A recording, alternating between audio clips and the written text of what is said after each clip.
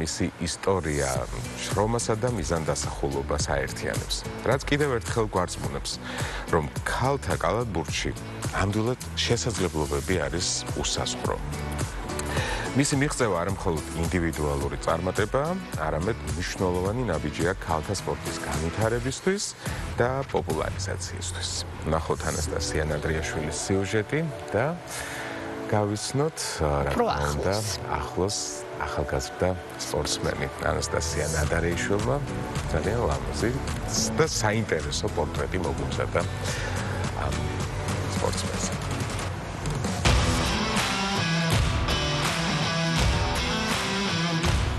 ქალთა კალათბურთი საქართველოში ჯერ კიდევ საბჭოთა პერიოდში აქტიურად ვითარდებოდა. იმ დროის ქართველი მოთამაშეები ხშირად ხვდებოდნენ ნაკრებში, რომელიც მსოფლიოში ერთ-ერთ ყველაზე ძლიერ გუნდად ითვლებოდა. ქვეყანაში ტარდებოდა ჩემპიონატები და იყო განვითარებული ინფრასტრუქტურა, რაც სპორტის ძლიერ საფუძველს ქმნიდა.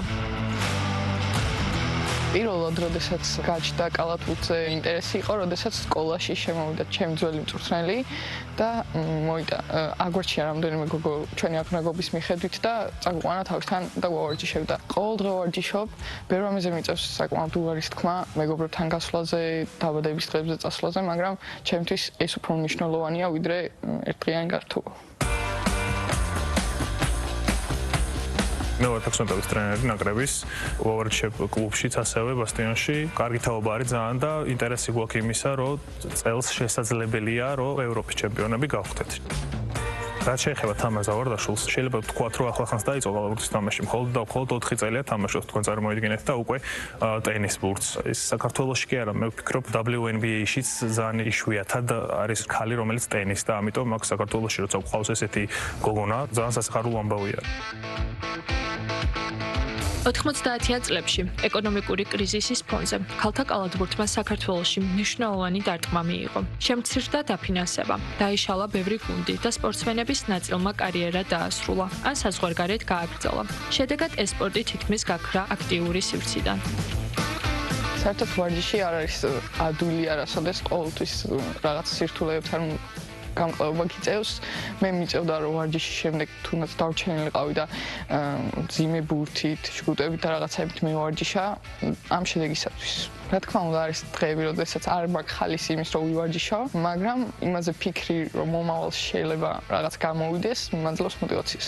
ქვეყნებს შორის კონკურენცია ძალიან დიდი არის, რახან ანუ ყველას ყავს უკვე შესაბამისი ნაკრები, ყველა თამაშობს, საზღვარგარეთაც კი, ახლა ჩვენ მაგალითად ჩვენ მეზობელ ქვეყანას რო გადახედოთ, ძალიან ბევრი ყავთ, რომელიც თამაშობს უცხოეთში, ამიტომ ჩვენც ნამდვილად ვცდილობთ, რომ გავუშვათ უცხოეთში, რახან მიიღონ უფრო დიდი გამოცდილება, უფრო დიდი გამოწვევების წინაშე წარსდგენ მოგ მე ჩამოვიდნენ და ეხმარონ ნაკრებს. დღეს ქალთა კალათბურთი საქართველოში ნელ-ნელა იბრუნებს პოზიციებს. შექმნილია ეროვნული და ასაკობრივი ნაკრებები. იზრდება ინტერესით სპორტის ამ სახეობის მიმართ. ქვეყანაში უკვე გვყავს გოგო, რომელმაც ბურთი ფარში ჩადენა. გააკეთა მანევრი, რომელიც დიდ ფიზიკურ ძალასა და ტექნიკას მოითხოვს. ჩემი აზრით სპორტსმენი რო იყოს წარმატებული, დისციპლინა ძალიან მნიშვნელოვანია. მარტო ფიზიკურ მონაცემებზე არ არის აქ, შეიძლება იყოს დაბალი, მაღალი, მაგრამ მაინც ისე მაგრა თამაშობდეს, რომ არ ჩამოუვარდებოდეს მაღალს. იმედია ჩემი შრომა დაფასდება და ვითამაშებ დიდ კალათბურთს.